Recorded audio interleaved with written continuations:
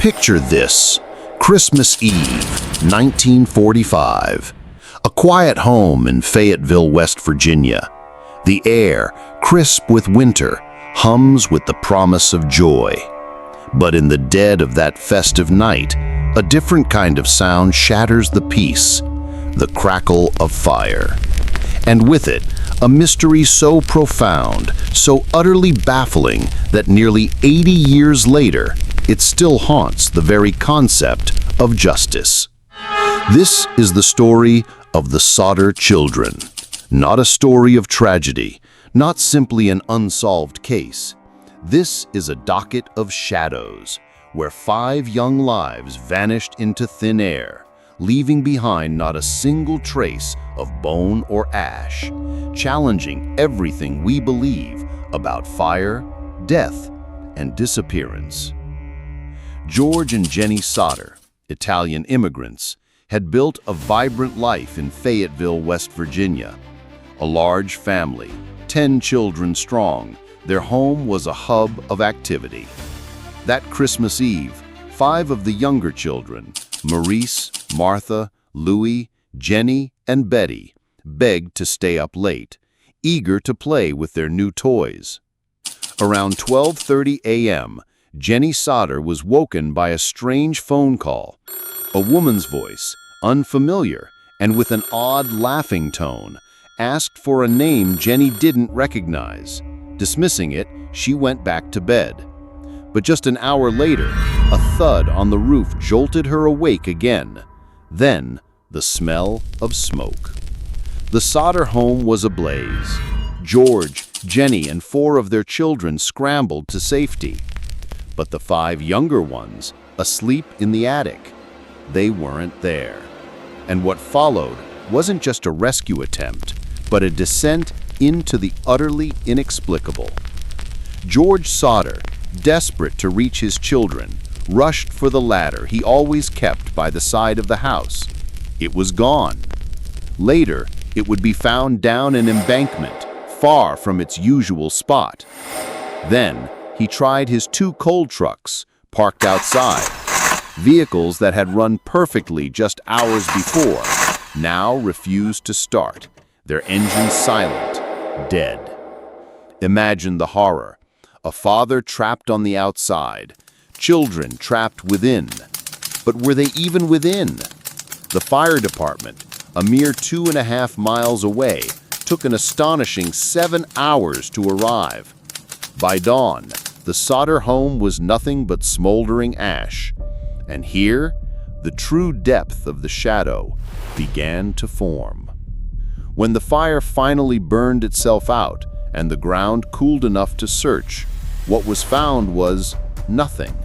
No human remains, not a single bone, no trace of the 5 children. Fire Chief F.J. Morris, a local undertaker, quickly declared the children had been completely incinerated by the intense heat of the blaze. But for Jenny Sodder, this explanation defied belief. A mother's intuition, certainly, but also a logical mind. She knew what heat could do and what it couldn't. She began her own macabre experiments, burning animal bones in her stove. None of them, even after prolonged exposure, disappeared without a trace. She spoke to a crematorium employee who confirmed her suspicions. Even at extreme temperatures, human bones do not simply vanish. They are reduced to fragments, yes, but they remain. This was the first jarring crack in the official narrative, widening the shadow around what truly happened that night. The Sodders began connecting dots that the authorities seemed to ignore. The mysterious phone call to Jenny, the inexplicable thud on the roof just before the fire.